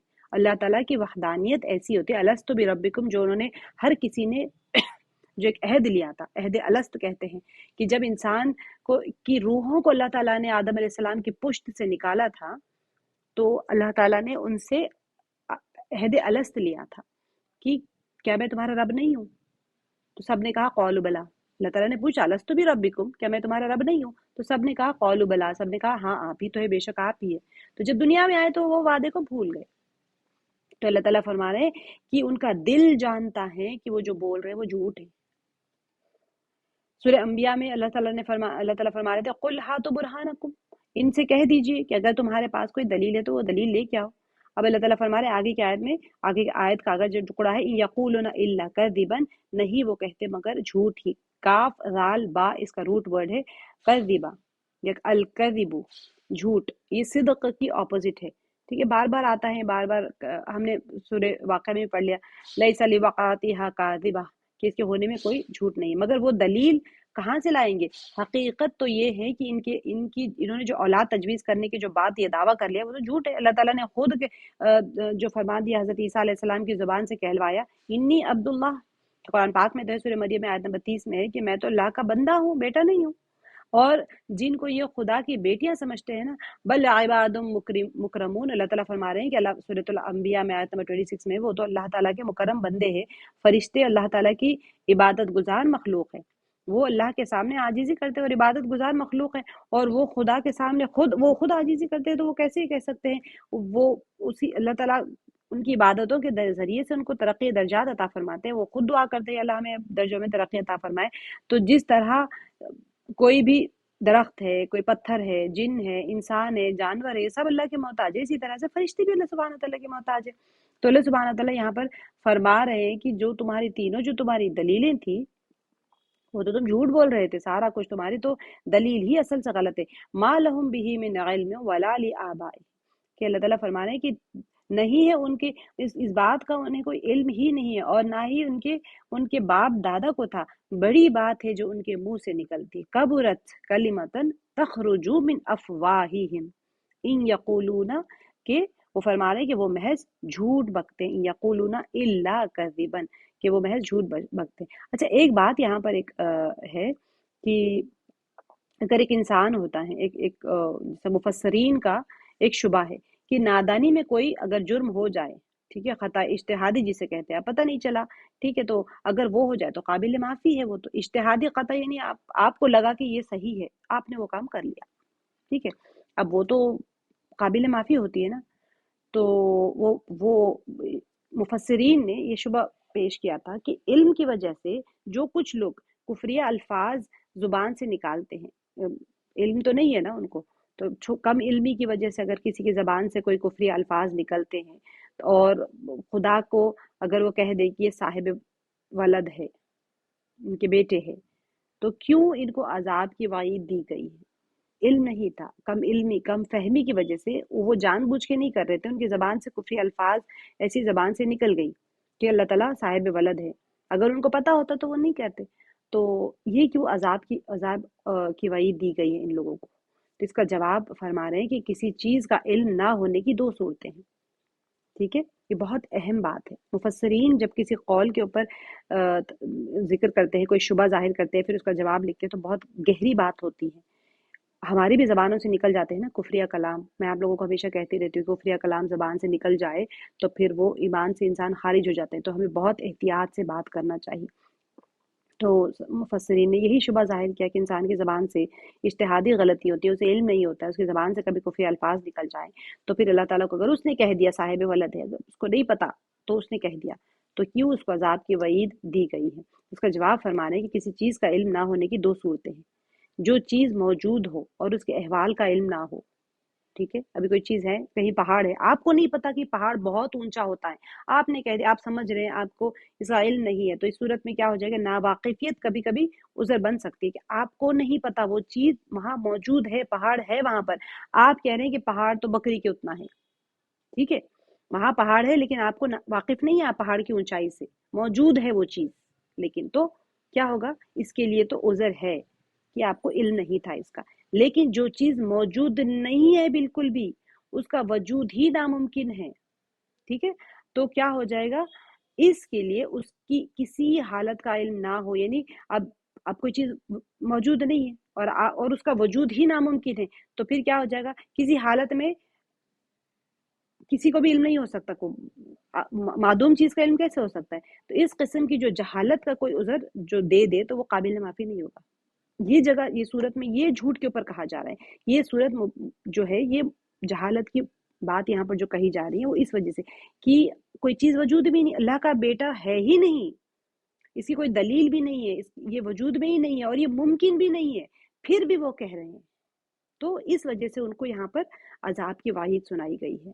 اگر اللہ کا بیٹا ہے اور آپ کو نہیں پتا تو آپ کہہ رہے اللہ کا بیٹا نہیں ہے، تو پھر تو ٹھیک ہے، وہ قابل معافی کیونکہ آپ کو اس کی بات کی واقفیت نہیں ہے، لیکن وہ چیز ہے ہی نہیں، کوئی بھی چیز نہیں ہے، تو اس کے بارے میں آپ نے جھوٹ کر لیا، محض جھوٹ کر لیا، تو اس وجہ سے یہ قابل معافی نہیں ہے۔ آگے کی آیت جو ہے فَلَعَلَّكَ بَاخِعٌ نَفْسَكَ، بہت ہی پیاری اور بہت تسلی بخش آیت. اسی سے آپ اندازہ لگا سکتے ہیں کہ جو نبی علیہ الصلوۃ والسلام کی جو کیفیت تھی 15 دن تک جو وحی نازل نہیں ہوئی تھی، وہی نہیں اتری تھی، تو آپ صلی اللہ علیہ وسلم کی جو کیفیت تھی اور اس کے بعد میں جب ایمان پیش کرتے تھے، کیونکہ تیسرے دور میں آ گئے نا، آزمائشوں کا دور شروع ہو گیا، سختیاں ہو رہی ہیں، تنگیاں ہو رہی ہیں، جس کو دعوت دے رہے ہیں وہ خود مخالفت پہ کھڑے ہو جاتے ہیں. تو اللہ تعالیٰ بہت ہی شفیق انداز میں تسلی فرما رہے ہیں. فَلَعَلَّكَ، بس شاید کہ آپ باخعن ہلاک کرنے والے ہیں، نفسک اپنی جان کو، علی آثارہم ان کے پیچھے یا ان کے آثار. آپ کو آثار کا ہم نے پہلے بھی سورہ یاسین میں پڑھا تھا، آثار کا کیا مطلب ہوتا ہے. تو ان کے پیچھے یعنی ان لوگوں کے پیچھے جو ایمان نہیں لا رہے، ان لم یؤمنوا، اگر نہ وہ ایمان لائیں، بہذا الحدیث یعنی اس کلام کے ساتھ میں، اسفا بہت افسوس کر کے. تو یہاں پر اللہ تعالیٰ فرما رہے ہیں کہ اچھا تو اے محمد صلی اللہ علیہ وسلم، شاید آپ ان کے پیچھے غم کے مارے اپنی جان کھو دینے والے ہو اگر یہ اس تعلیم پر ایمان نہ لائیں. تو یعنی اتنا آپ افسوس کرتے کرتے کرتے کیا ان کے لیے جان دے دیں گے اپنی؟ تو جو تڑپ، اس سے کیا پتہ چلتا ہے ہمیں؟ ایک چیز کا جو ہمیں احساس ہوتا ہے نا، تفسیر سے پہلے بھی میں آپ لوگ کو بتانا چاہوں گی کہ جو دعوت کا نہج ہے، جو دعوت دینے کی کیفیت ہے، وہ اس آیت سے پتہ چل رہی ہے کہ کتنا غم ہوتا تھا آپ صلی اللہ علیہ وسلم سینے مبارک میں، کہ اللہ تعالیٰ تسلی. یہ ایک آیت نہیں ہے، بہت ساری آیتوں میں تسلیوں پہ تسلیاں آ رہی ہیں کہ آپ کے کتنا غم اٹھائیں گے. یعنی دعوت دینے کے بعد میں اتنا روتے تھے، اتنا، کیونکہ آپ صلی اللہ علیہ وسلم اس سے پہلے کی صورت میں بھی آپ نے اچھا ہم نے نہیں کیا تھا سورہ بنی اسرائیل میں، کی آپ صلی اللہ علیہ وسلم کے اوپر تو دوزخ کی ساری چیزیں کھول دی گئی تھی نا، دوزخ دیکھ لی تھی آپ صلی اللہ علیہ وسلم نے. بہت سخت ترین عذاب قبر کے بارے میں اللہ تعالیٰ تنبیہ فرماتے تھے کہ اگر انسانوں کو عذاب قبر کی آوازیں سنائی دی جائے تو انسان قبر میں تدفین کرے گا ہی نہیں اپنی مردوں کو، وہ جلا دے گا اپنے مردوں کو. اتنا سخت مطلب عذاب قبر کی جو سختیاں ہوتی ہیں وہ اتنی سخت ہوتی ہیں کہ انسان کو اگر وہ سنائی دے تو وہ ہنسنا بھول جائے، وہ روتا ہوا جنگلوں میں نکل جائے. جانور آواز سنتے تھے ایک جگہ سے جب گزر رہے تھے، تو جانور بدکنے لگا، آگے نہیں بڑھ رہا تھا. تو صحابہ نے پوچھا کیا وجہ ہو گئی؟ تو فرمایا گیا کہ اس کو عذاب قبر کی آواز سنائی دے رہی ہے. تو قبر کا عذاب اتنا سخت ہے، اتنا سخت ہے کہ آپ صلی اللہ علیہ وسلم کو تو علم تھا، دیکھ چکے تھے، سارا کچھ معلوم تھا سارا. اس کے بعد میں آپ صلی اللہ علیہ وسلم آپ زندگی بھر میں صرف بہت زیادہ خوش ہوتے تھے، تبسم فرماتے تھے، جو دانت کے داڑ نظر آ جاتے تھے، ضاحکہ ہنسنے کو کہتے ہیں، بہت تبسم فرماتے تھے. جب تھوڑا زیادہ مسکرائیں تو اندر کے دانت نظر آتے تھے. بہت زیادہ روتے تھے، بہت زیادہ روتے تھے. آپ سوچیں اللہ کے نبی ہے، آپ صلی اللہ علیہ وسلم کا پورا گھرانہ، بی بی فاطمہ رضی اللہ عنہ جنت کے سرداروں میں سے ہوگی، حضرت بی بی خدیجہ رضی اللہ عنہ جنت کے سرداروں میں سے ہے، بی بی فاطمہ رضی اللہ عنہ ان کا درجہ اتنا اعلیٰ ہے. حسنین کے لیے تو جنت کے پھول ہے، علی رضی اللہ عنہ کا گھر میرے گھر کے سامنے ہوگا. کیا ہے؟ پورے کا پورا گھرانہ بخشایا ہے. پھر کس کے لیے روتے تھے؟ ہمارے لیے روتے تھے، کیونکہ اللہ کے نبی صلی اللہ علیہ وسلم کو پتہ تھا کہ میری امت بہت کمزور ہے، بہت کم عمر ہے، 60 62 سال، 65 70 ایئرز ان کی زیادہ زیادہ عمریں ہوں گی، جس میں آدھی عمر تو بچپن میں گزر جائے گی، اس کے بعد میں تھوڑی سی عمر رہے گی، پھر بڑھاپا آ جائے گا، ذمہ داریاں اتنی، عبادتوں کے لیے وقت نہیں ہے، گناہ ہر طرف سے، فتنوں کے دور میں، قیامت یا قرب القیامت میں میری امت آنے والی. اتنا زیادہ روتے تھے، اتنا زیادہ روتے تھے. عائشہ رضی اللہ عنہ نے ایک دفعہ دیکھا، آپ فرمانے لگی اتنا دعا میرے لیے بھی دعا فرمائے. وہ اتنا خوش ہو گئی، تو آپ میرے لیے اتنا دعا فرمائے. میں تو ایسی دعا ہر روز اپنی امت کے لیے کرتا ہوں. اتنا روتے تھے کہ سینے مبارک سے ایسی آواز آتی تھی جیسے لگتا تھا کہ یہ ہانڈی پکڑ رہی ہے. اتنا، کبھی کبھی تو بی بی عائشہ رضی اللہ عنہ پیر مبارک کو لگا کے ہاتھ دیکھتی تھی کہ کہیں سجدے میں اللہ کو پیارے تو نہیں ہو گئے. اتنا لمبا لمبا سجدہ ہوتا تھا، اتنا لمبا لمبا قیام ہوتا تھا کہ صحابہ پیچھے کھڑے ہو کے نماز پڑھتے تھے، 2 رکعت میں وہ نہیں پڑھ پاتے تھے، وہ لوٹ جاتے تھے سلام پھیر کے. ساری اتنی لمبی نمازیں، اتنی لمبی لمبی دعائیں، اتنی آنسو، صرف امتیوں کے لیے. اللہ تعالیٰ خود تسلی دے رہے ہیں اس آیت میں، فَلَعَلَّكَ، لعل پہ، بس شاید آپ ہلاکت میں ڈالنے والے. وہ آپ صلی اللہ علیہ وسلم کی موجودگی کا زمانہ تھا جب لوگوں کو دیکھ رہے تھے. ہمیں دیکھیں گے تو کیا حال ہوگا سوچیں. آپ سوچتے کہ ہمیں نہیں دیکھ رہے ہوں گے؟ آپ صلی اللہ علیہ وسلم اپنی قبر اطہر میں زندہ ہیں. اب یہ کیسے ہیں؟ وہ کھاتے کیا ہیں؟ وہ پیتے کیا؟ ہمارا عقیدہ یہ ہے کہ آپ اپنے قبر اطہر میں زندہ ہیں. اللہ تعالیٰ ان کو کھلا رہے ہیں، پلا رہے ہیں، کیسے کر رہے ہیں وہ ہمیں اس کے بارے میں حجت نہیں کرنا، ہمارا عقیدہ تو یہ رکھنا ہے. اسی لیے تو ریاض الجنہ میں نماز پڑھی جاتی ہے. جنت میں کوئی انسان مرا ہوا انسان نہیں رہ سکتا نا جنت میں. جنت میں تو سارے ہی زندہ ہوں گے. تو اس کی بہت بڑی عقائد کی دلیلیں ہیں اس کے اوپر. تو آپ سوچیں، ہمارا سلام پہنچتا ہے، ہمارا درود پہنچتا ہے، ہماری دعائیں پہنچتی ہے، سب کچھ پہنچتا ہے. جواب بھی ہم نہیں سن پاتے، وہ الگ بات ہے. آپ کے نام کے ساتھ آپ کا درود بھیجا جاتا ہے، پہنچایا جاتا ہے. فلاں فلاں نے آپ کے لیے اتنے درود پڑھے ہیں، فلاں فلاں نے یہ کیا ہے، فلاں فلاں نے وہ کیا. تمام نے کیا. گنہگاروں کے اوپر بھی افسوس ہوتا ہے کہ میری امت. نماز کے لیے حکم فرمایا تھا کہ آئے میری آخری وقت 2 حکم فرما رہے تھے، نماز اور غلاموں کے حقوق ادا کرنے کے اوپر زیادہ تاکید فرما رہے تھے. تو سب سے پہلے ہم سے جو چھوٹنے والی چیز تھی وہ نماز ہی تھی. تو اللہ تعالیٰ یہ جو تسلی ہے آیت میں، فَلَعَلَّكَ بَاخِعٌ، لعل کہتے ہیں یہ تمام اور اشفاق یعنی کہ ڈرتے ہوئے چاہنے کے معنی میں آتا ہے، ظاہر کرنے کے لیے آتا ہے. جیسے کہ ایک انسان طمع کہتے ہیں، کوئی خواہش کو ہوتا ہے نا، کھانے کی طمع ہو رہی تھی اس طرح کا. لیکن اس کے معنی توقع اور امید کے ہوتے ہیں. مگر یہ لفظ جب اللہ تعالیٰ اپنے لیے استعمال کرتے ہیں، بہت جگہوں پر آپ دیکھیں گے کہ اللہ تعالیٰ اپنے لیے بھی استعمال کرتے ہیں، تو اس کے معنی میں قطعیت آ جاتی ہے. جہاں پر آئے گا میں آپ کو ضرور بتاؤں گی. میں یہاں پر اس لیے بتا رہی ہوں کہ آپ کو تھوڑا سا ذہن میں ایک جملہ رہ جائے. اللہ تعالیٰ کے حق میں توقع اور اب ہم اندیشے تو نہیں کہہ سکتے ہیں نا. تو یہاں پر اس میں بھی لعل کا تعلق لوگوں سے ہے، یعنی وہ یہ سمجھتے ہیں. اب دیکھیں یہاں پر لعل کا، بس شاید آپ، باخعن، تو اب یہاں کہ با خوف اور عین ہے. البخع جو ہوتا ہے اس کے معنی غم سے اپنے تئیں ہلاک کر ڈالنے کے ہے. اپنے آپ کو کسی بہت سخت غم ہے تو اس سے ایک انسان غم میں ہلاک ہو جاتا ہے نا، اس جگہ لفظ کو کہتے ہیں بقاء، البقع. شاید تم اپنے غم اور غصے میں خود کو ہلاک کر ڈالو. اس میں رنج و غم کے ترک کی ترغیب دی گئی ہے. یہاں پر جو فرمایا جا رہا ہے نا کہ ہلاکت میں ڈالنے والے ہیں جو نفس کا، اپنی جان کو ان لوگوں کے پیچھے آپ کیا ختم کر لیں گے؟ کیا اتنا روئیں گے، اتنا غم کریں گے؟ اس اللہ سبحانہ وتعالیٰ کیسے تسلی دے رہے ہیں، سبحان اللہ. علی آثارہم. اب دیکھیں نفسہ کسے کہتے ہیں؟ نون فا سین ہے. نفسہ، النفس اس کے معنی روح کے آتے ہیں. النفس جو ہے نا اس کے معنی سانس کے بھی ہے. اصل میں تو سانس کے معنی ہے جو منہ اور ناک کے نتھروں کے ذریعے سے بدن کے اندر جاتا ہے اور باہر نکلتا ہے. اور یہ روح کے لیے کیسے ہوتا ہے؟ غذا کی طرح ہوتا ہے.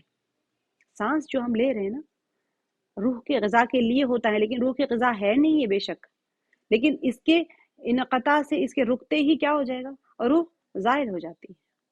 بے شک روح کی غذا قرآن پاک ہے، نمازیں ہیں، روزے ہیں، اللہ کے احکامات کو پورا کرنا، یہ تقویت کے لیے ہے، روح کو قوت عطا کرنے کے لیے ہے. لیکن روح کا جو دار و مدار ہے وہ پورے کا پورا سانس پہ ہے. جیسے ہی یہ غذا کی کام کرتا ہے، اگر آپ کی سانس رک گئی تو روح وہاں سے منقطع ہو گئی. اثر کہتے ہیں الف آثار ہی میں نا، آپ دیکھتے ہو نا، ہم کہتے ہیں آثار مبارک، عموماً زندگی میں بھی کہتے ہیں. تو بقیہ جو علامات ہوتے ہیں کسی شے کا حاصل ہونا جو اصل کے وجود پر دلالت کرتی ہو، جیسے نقش ہے یا پھر کوئی قدم یا پھر نقش قدم کہہ لیں، یا پھر کوئی بچی ہوئی چیزیں ہوتی ہیں، بقیہ جو چیزیں ہوتی ہیں تو اس کو کہتے ہیں آثار. تو یہاں پر نفس کا اعلیٰ آثارہم یعنی ان کے جو ان کے پیچھے اگر کہہ دیں یہاں پر، تو ان کے پیچھے آپ ان کے لیے یا ان کے پیچھے اپنے آپ کو ہلاک کر دیں گے. اِن لم یؤمنوا، کہ اگر وہ نہ ایمان لائیں، بِهَذَا الْحَدِيثِ اس بات یعنی یہ قرآن پر، اسفا افسوس کرتے ہوئے. نہیں آپ دیکھیں الف میم نون ہے، یؤمنون کا جو مادہ ہے حمزہ میم نون یا الف میم نون لیں گے ہم یہاں پر. الامن اصل میں عمل کا معنی، اصل میں امن کا جو معنی ہے وہ نفس کے مطمئن ہونے کے ہے.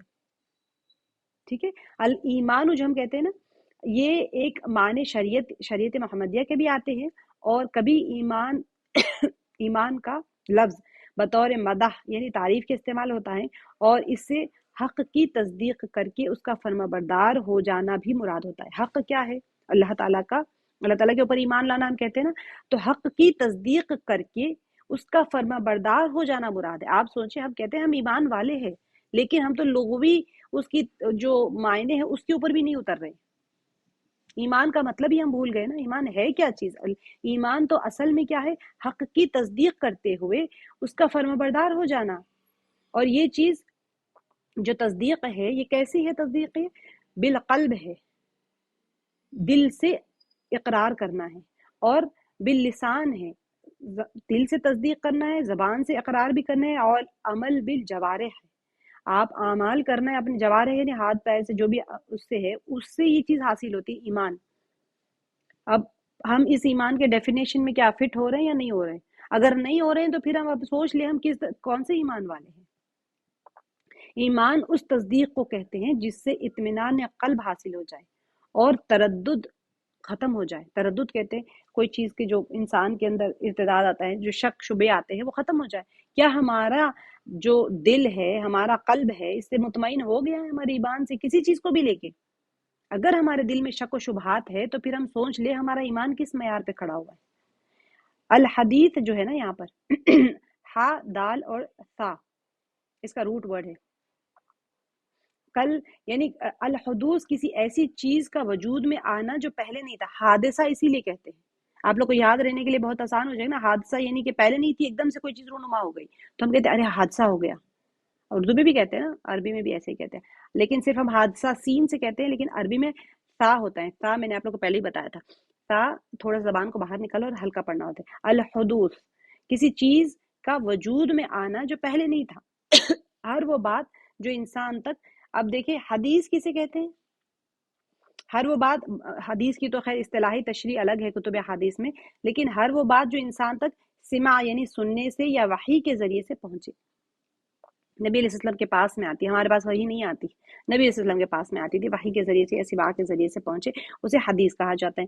عام کیا ہو جاتا ہے اس سے؟ وہ خواب میں ہو چاہے پھر حالت بیداری ہو، ساری چیزیں نبی علیہ السلام کے انبیاؤں کے ساتھ میں ہوتے ہیں، اس کو حدیث کہتے ہیں. اور حدیث کے بہت سارے اصطلاحی معنی ہوتے ہیں، میں آپ کو بعد میں بتاؤں گی. اب یا کوئی کلام کو بھی حدیث کہتے ہیں، یا پھر بات کو بھی حدیث کہتے ہیں. حادثہ مصیبت یعنی اس کی جمع حوادث ہوتی ہے. کوئی ایک دم سے اچانک سے کوئی، ہم کہتے ہیں کوئی خوشی کی بات پہ ہم حادثہ نہیں کہتے نا، کوئی مصیبت جو اچانک سے رونما ہو جاتی ہے ہم اس کو حادثہ کہتے ہیں. اور حوادث بھی اس کی جمع آپ کو آئے گا بھی بار بار قرآن پاک میں حادث کے معنی بھی آئیں گے. تو کیا فرما رہے ہیں یہاں پر کہ وہ ایمان لائیں، کہ آپ ان کے پیچھے اپنی جان کو ان کے پیچھے اگر وہ ایمان نہ لائیں تو اس بات پر، یعنی یہاں پر یہ حدیث سے کیا مراد ہے؟ بہاد الحدیث سے مراد قرآن ہے. یہاں پر یہ کچھ بات ہے یا کلام ہے، وہ کلام اللہ کا کلام ہے. اسی لیے قرآن حدیث کیوں کہا گیا؟ حدیث کے دوسرے معنی میں بات بھی آتی ہے، کلام بھی آتا ہے. تو کلام کس کا ہے؟ یہ کلام اللہ ہے، اللہ کا کلام ہے. تو حدیث اسی لیے کہا گیا. اسفا یعنی افسوس کرتے ہوئے. اب دیکھیں اسفا کا روٹ ورڈ ہے الف سین فا. حزن اور غضب کے مجموعے کو کہتے ہیں. حزن اور غضب، سبحان اللہ. اس کی میں تھوڑا سا آپ لوگوں کو لغوی تشریح بتاؤں گی. آپ لوگ کیونکہ ہمارے روزانہ کے الفاظ ہیں نا، تو آپ حزن کی جگہ اسف بھی کہہ سکتے ہیں. اور الاسفا اصل میں اس کا معنی کیا ہے؟ جذبہ جو ہوتا ہے ہمارے اندر، جذبہ انتقام سے دم قلب کو جوش مارنے کے معنی میں. دم قلب یعنی دل کے اندر جو خون رہتا ہے نا، وہ جوش مار رہا ہے انتقام کی وجہ سے. تو اگر یہ کیفیت اپنے سے کمزور آدمی پر پیش آئے تو کیا ہوتا ہے؟ یہ پھیل کر غضب کی صورت اختیار کر لیتی ہے. سبحان اللہ. اسف کے معنی دیکھیں کہ اتنا غم اندر کا، اگر یہ چیز ہم عام طور پہ میں کہہ رہی ہوں، اگر کسی کمزور کے اوپر ہوتا ہے، آپ کہتے ہیں نا غصہ اور غیظ و غضب میں آ گیا تھا انسان، تو کمزور کے اوپر جو اندر کا اصل وہ ورڈ کیا کہ انتقام میں انتقام کی وجہ سے جو جذبہ ہوتا ہے نا، انتقام کا جذبہ، اس کی وجہ سے جو قلب کے اندر کا خون جو جوش مارتا ہے نا، وہ ہے اصل چیز حزن یا غضب. تو غضب کب ہو جاتا ہے؟ اگر آپ یہ کیفیت آپ کسی کمزور آدمی کے اوپر پیش آئے، تو پھر آپ کے سامنے کوئی آدمی کمزور ہے تو وہ غضب کی صورت اختیار کر لیتی. اور اگر اپنے سے قوی آدمی کے اوپر ہو تو کیا ہو جائے گا؟ آپ اس کو اندر سے ضبط کر لیتے. تو ضبط کرنے کے بعد میں اس کو کیا کہتے ہیں؟ وہ حزن بن جاتی ہیں. وہ جذبہ انتقام تو ہے اور قلب میں خوب جوش بھی ہے، لیکن آپ نے اندر ضبط کر لیا تو وہ ہے حزن. دونوں بھی غضب اور غصے کے ہی معنی ہوتے ہیں، لیکن وہ اندر جذب کر لیا ہے. تو جب کوئی اپنے سے کمزور کے ساتھ جھگڑتا ہے تو غیظ و غضب کا اظہار کرتا ہے، اور جب کوئی اپنے سے قوی یعنی اپنے سے طاقتور کے ساتھ جھگڑتا ہے تو پھر کیا ہو جاتا ہے؟ واویل اور غم کا اظہار کرتا ہے. کیا کرے گا بیچارہ؟ کچھ اور تو کر نہیں سکتا. غم دکھائے گا، غصہ دکھائے گا، کس پہ دکھائے گا؟ تو اسی لیے واویل اور اظہار. لیکن یہاں پر کیا ہے؟ یہ دونوں معنی آ جاتے ہیں، کیونکہ نبی علیہ الصلوۃ والسلام کو آپ یہ نہیں کہہ سکتے کہ آپ صلی اللہ علیہ وسلم سے کوئی قوی ہے اور آپ صلی اللہ علیہ وسلم اپنے کمزوروں کے اوپر غضب کریں گے. دونوں کیفیتیں آپ صلی اللہ علیہ وسلم پر فٹ نہیں آتی، بلکہ آپ صلی اللہ علیہ وسلم کا مقام اور مرتبہ ایسا تھا. تو وہ جو آپ سوچیں درمیانی کیفیت کیسی ہوگی کہ نہ آپ صلی اللہ علیہ وسلم کسی پہ ظاہر کر رہے ہیں غصے کی شکل میں، نہ وہ اندر اس کو لے پا رہے ہیں. کمزور تو نہیں ہے نا آپ صلی اللہ علیہ وسلم، لیکن وہ اس کو ضبط کر رہے ہیں. تو کیسی کیفیت ہوگی آپ صلی اللہ علیہ وسلم کی، جو اللہ سبحانہ وتعالیٰ یہاں پر وہ ورڈ استعمال کرے اسفا، کہ افسوس کرتے ہوئے اتنا غم اب جب آپ ترجمے میں تو آپ کو افسوس کرتے ہوئے آئے گا، افسوس سے سمجھ میں آئے گی وہ کیفیت؟ نہیں سمجھ آ سکتی نا، جب تک کہ آپ اس کے روٹ ورڈ کے اوپر غور نہ کریں وہ کیفیت ہی نہیں سمجھ آئے گی. اب ہم ترجمہ پڑھتے ہیں، ہمیں کیفیت ہی نہیں سمجھ آتی کہ وہاں پر نبی صلی اللہ علیہ وسلم کی کیفیت مبارکہ کیسی تھی جب وہ دعوت دیتے تھے کسی کو. تو حضور صلی اللہ علیہ وسلم کو تسلی دے کر اللہ تعالیٰ فرما رہے ہیں کہ آپ علیہ الصلوۃ والسلام لوگوں کو شرک میں مبتلا دیکھ کر ہر وقت سمجھانے کی ان کو کوشش کرتے تھے. جب آپ صلی اللہ علیہ وسلم کی تبلیغ کا ان پر کوئی اثر نہیں ہوتا تو آپ صلی اللہ علیہ وسلم کو سخت صدمہ پہنچتا. ٹھیک ہے، بعض اوقات کیا ہوتا تھا، آپ اس صدمے سے نڈھال ہو جاتے. سوچے وہ کیفیت اب آپ کو سمجھ میں آئی اسفا کی. اب سوچیے جب آپ یہ آیت پڑھیں گے تو کیسی محبت آپ صلی اللہ علیہ وسلم کے لیے آپ کے دل میں آئے گی، جو اللہ تعالیٰ خود بے چین ہو کہ آپ صلی اللہ علیہ وسلم کو تسلیاں فرما رہے ہیں آپ کی بے چینی کے اوپر کہ آپ صلی اللہ علیہ وسلم ایسے نہ غم کھائیں کہ آپ اتنا ضبط کر رہے ہیں، نہ آپ غصہ کر سک رہے ہیں، نہ کسی کمزور اور قوی کے تو یہاں بات ہی نہیں ہے. وہ دونوں کیفیتیں آ گئی ہیں، جملہ ہو گئی، ایک دل میں جمع ہو گئی. کیا اللہ تعالیٰ خود تسلی فرما رہے ہیں کہ فَلَعَلَّكَ بَاخِعٌ نَفْسَكَ عَلَىٰ آثَارِهِمْ إِن لَّمْ يُؤْمِنُوا بِهَٰذَا الْحَدِيثِ أَسَفًا. شاید آپ ان کے پیچھے اپنا گلا گھونٹ لیں اس بات پر افسوس کرتے ہوئے کہ یہ لوگ قرآن پر ایمان کیوں نہیں لاتے. کیونکہ اب دیکھیں جو لوگ دعوت دے رہے ہوتے ہیں، آپ کے دل کی کیفیت کیسی ہونی چاہیے. اگر آپ کسی کو کہیں کہ بھئی میں قرآن سن رہی ہوں، تفسیر سن رہی ہوں، تم بھی آ کے سن لو، اب وہ کہتے ہیں نہیں بھی ہمارے پاس تو ٹائم نہیں ہے. تو ہماری کیفیت کیسی ہونی چاہیے، ہمارا دل میں کیا کیفیت، یہ دعوت کا طریقہ ہے، یہ وہ کیفیت کا ہے جب وہ اندر سے اتنا غم تو ہو ہمیں کہ میں جو چیز کا فائدہ اٹھا رہی ہوں اللہ وہ بھی جڑ جائے، وہ بھی اپنے کلام اللہ کے کلام کو سن لے. میں یہ نہیں کہہ رہی کہ میری کلاس ایک تیری کلاس ہے، کسی قرآن سے جڑنے کی بات کر رہی ہوں کہ ہم قرآن سے جب کوئی بندہ نہیں جڑ رہا ہے تو ہمارے دل میں اتنا غم تو ہو. اصفا کے درجے کا تو نہیں جا سکتے ہم نبی صلی اللہ علیہ وسلم کا مقام اور مرتبہ، لیکن کم سے کم وہ درجے کا تو ہمارے اندر کڑن آ جائے کہ ہمیں اللہ تعالیٰ تو نہیں کہیں گے بے شک، لیکن یہ آیت ہماری بھی تسلی کے لیے ہو جائے کہ کیا ہم تہجد میں اٹھ کے ہم روتے ہیں کسی کے غم میں، ہمیں تو ہمارا یہ غم کافی ہو جاتا ہے. تو یہ جو اللہ سبحانہ وتعالیٰ چاہ رہے ہیں کہ اب کوئی نبی نہیں آئے گا، اب ہر امتی کے سر کے اوپر کاندھوں کے اوپر نبوت والا کام دے دیا گیا ہے کہ اب تم نے ہی سب کو دعوت دینا ہے، تم نے ہی سب کو میرے کلام سے جوڑنا ہے. ہر گھر میں ہر دل میں قرآن بسنا شروع ہو جائے، ہر کسی کے اعمال اور جواہر جو ہوتے ہیں اس سے قرآنی آیات ظاہر ہونا شروع ہو جائے، اللہ کے احکامات جاری ہونا شروع ہو جائے، تو کم سے کم ہمارے اندر اتنا غم تو آ جائے. حضور علیہ الصلوۃ والسلام مشرکین کی جو ان کی جو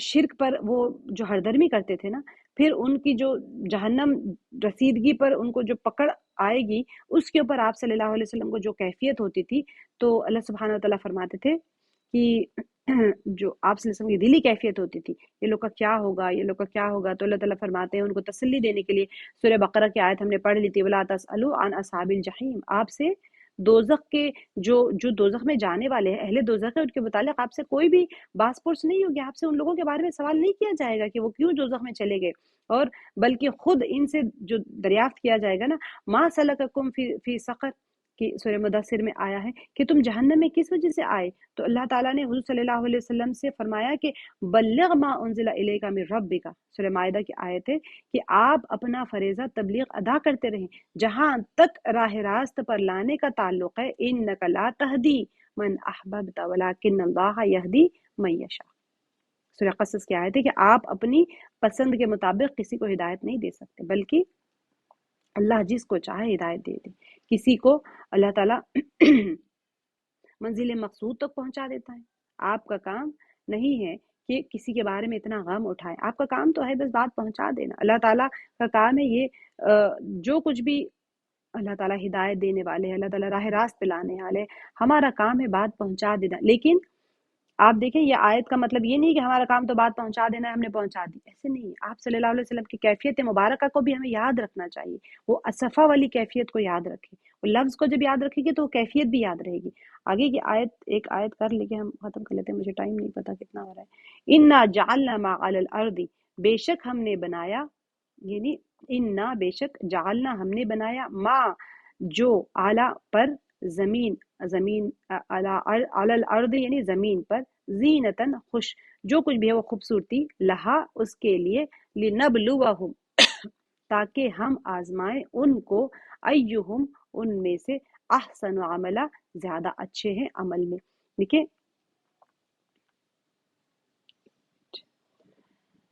ترجمہ باب محاورہ کر لیتے. واقع یہ ہے کہ جو کچھ سر و سامان بھی زمین پر ہیں اس کو ہم نے زمین کی زینت بنایا, زمین کی زینت بنایا ہے تاکہ ان لوگوں کو آزمائے ان میں کون بہتر عمل کرنے والا ہے.